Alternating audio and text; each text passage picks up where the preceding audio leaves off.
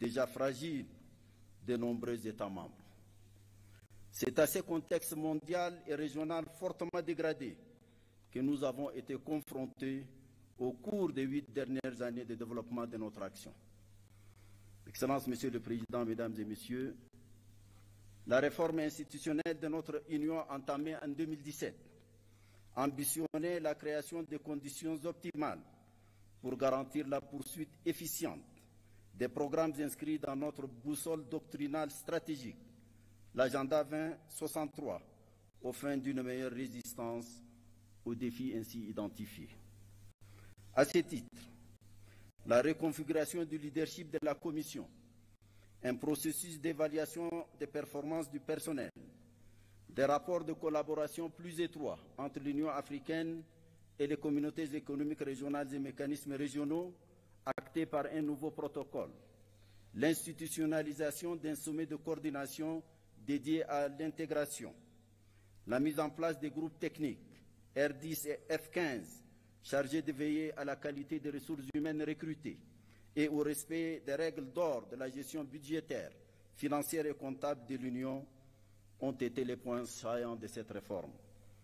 Une évaluation de la pertinence de tous les organes de l'Union, sans exception aucune, fera naître une nouvelle cartographie administrative et institutionnelle de l'Union. J'insiste ici, en particulier, sur 3 parmi ces organes: le Parlement panafricain, le Conseil de paix et de sécurité et le Comité des représentants permanents. Le mouvement d'ensemble de la réforme, avec ses ombres et lumières, confirme sa pertinence et sa nature nécessairement progressive à se déployer sur le long terme. C'est une exigence d'adaptation perpétuelle des structures de notre Union aux évolutions qui caractérisent le monde.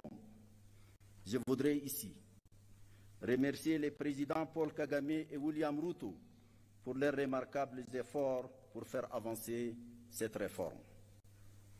Monsieur le Président, Mesdames et Messieurs, l'évaluation de la première décennie de mise en œuvre de l'agenda 2063, couvrant la période allant de 2014 à 2023, révèle les progrès sectoriels accomplis dans notre marche vers la construction de l'Afrique que nous voulons. Il est crucial d'en tirer les vraies leçons et de procéder aux ajustements pertinents subséquents. Dans le domaine de la santé, c'est une approche holistique, traduite sur le terrain à travers des actions auréolées de succès. Avec la survenance de la pandémie de la Covid-19, Africa CDC s'est affirmée comme l'instrument le plus efficace de la lutte contre toutes les maladies. La préoccupante question du financement de la santé continue de nous préoccuper. 2 mécanismes de financement de la couverture sanitaire universelle et celle de la lutte contre la malnutrition sur le continent ont été conçus.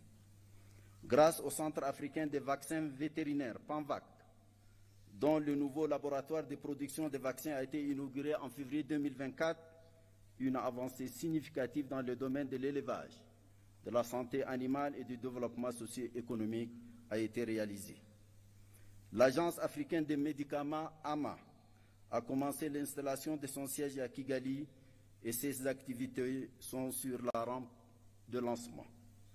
La médecine traditionnelle a bénéficié de l'élaboration de 2 plans décennaux, le dernier courant de 2025 à 2035.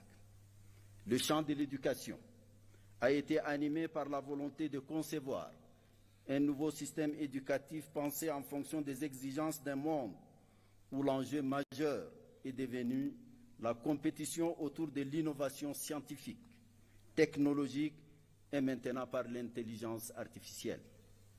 C'est en cohérence avec cette âme que des stratégies diverses et complémentaires ont été développées, notamment lors de la conférence de Nouakchott de l'année 2024, initiée par la présidence en exercice la Mauritanie, en collaboration avec la Commission de l'Union africaine et d'autres partenaires dont l'UNICEF et l'UNESCO en particulier. La centralité des problématiques genre et jeunesse a été affirmée.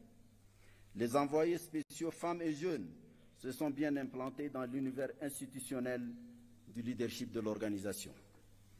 Tout au long des 8 années de ce double mandat, bien d'autres domaines cruciaux ont retenu toute l'attention qu'ils méritent, de par leur importance pour le développement socio-économique de l'Afrique. Qu'il s'agisse de notre vision sur les questions minières, du programme détaillé de l'agriculture et de l'économie bleue, du développement des infrastructures et de l'énergie, du changement climatique avec l'adaptation et la résilience climatique du continent, de l'intégration régionale à travers la mise en œuvre de la zone de libre-échange continentale africaine, de l'opérationnalisation effective du Fonds de la paix qui a dépassé l'objectif de 400 millions de dollars, du traitement des crises humanitaires dont l'Afrique est l'épicentre avec la mise en place de l'Agence africaine humanitaire, du renforcement de la visibilité de l'Union africaine à travers notre partenariat avec les Nations unies. Tous ont été au centre de notre entreprise collective.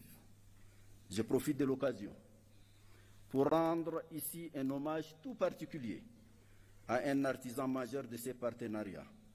J'ai nommé Antonio Guterres, un grand ami de l'Afrique. Merci Antonio.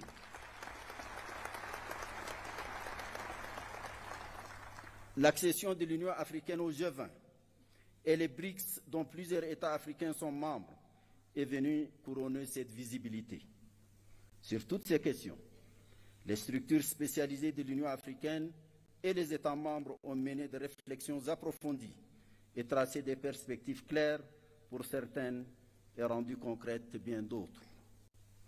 Monsieur le Président, Excellences, Mesdames et Messieurs, il y a quelques mois, j'ai adressé à vos Excellences une lettre relative à quelques urgences centrales dans le devenir de notre Union et de ses capacités de réaliser au mieux possible nos objectifs. Je pense ici d'abord au Conseil de paix et sécurité, évoqué plus haut. Son rôle devrait s'accomplir sur la base des textes qui régissent son fonctionnement, dont il tire la force et la légitimité de concevoir, d'encadrer les questions prégnantes de notre sécurité collective et d'imposer, si nécessaire, les sanctions requises le cas échéant. Il est fort regrettable que ces décisions soient parfois contraires à nos principes et lorsqu'elles ne le sont pas, restent souvent lettre morte. Les décisions de cet organe continental central ne sauraient être considérées avec désinvolture et négligence par les États membres, ni par une conception et des pratiques biaisées des communautés économiques régionales au nom du principe galvaudé d'une subsidiarité interprétée de façon intéressée et partisane. L'évocation du CPS